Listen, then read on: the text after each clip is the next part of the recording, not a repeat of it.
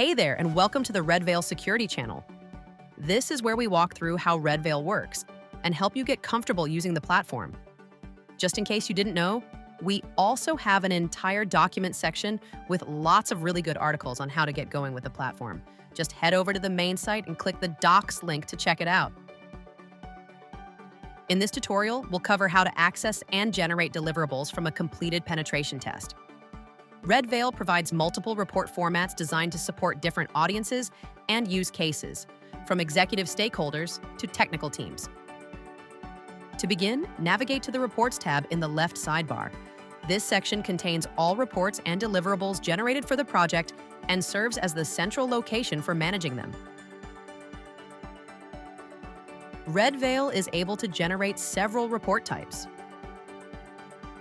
The executive report provides a high-level summary intended for leadership and non-technical stakeholders.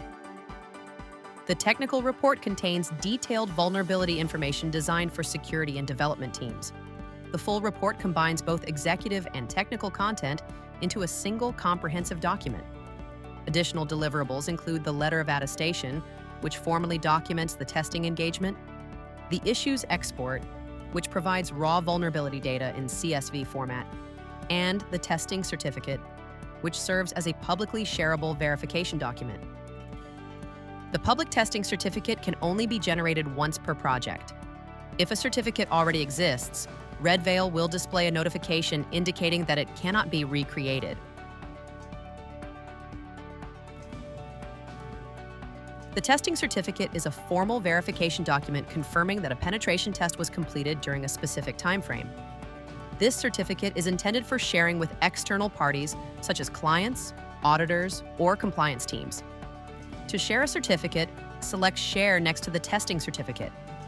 A dialog will display a secure public link that can be copied and distributed. This allows external viewers to verify that testing was performed without granting access to the full project or findings. Let's take a look at one of the full reports to get an idea of the structure. The report begins with a title page followed by an executive summary. As you scroll, you'll see a severity distribution chart that visualizes the overall risk landscape. Further down, the findings summary table provides a complete list of discovered vulnerabilities.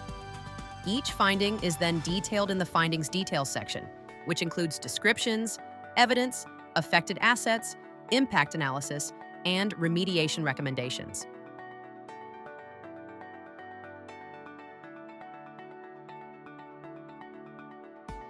The Expert Review option provides access to RedVeil's professional review service.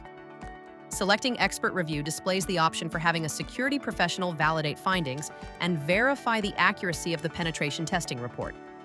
For a one-time fee, RedVeil has an OSCP-certified penetration tester perform this function. This can be particularly useful if your auditor or QSA is requesting manual review from a human penetration tester. However, you should note that at the time of this video, our reports will meet the control requirements for penetration testing for many compliance frameworks, including SOC 2, ISO, and PCI, without a manual review.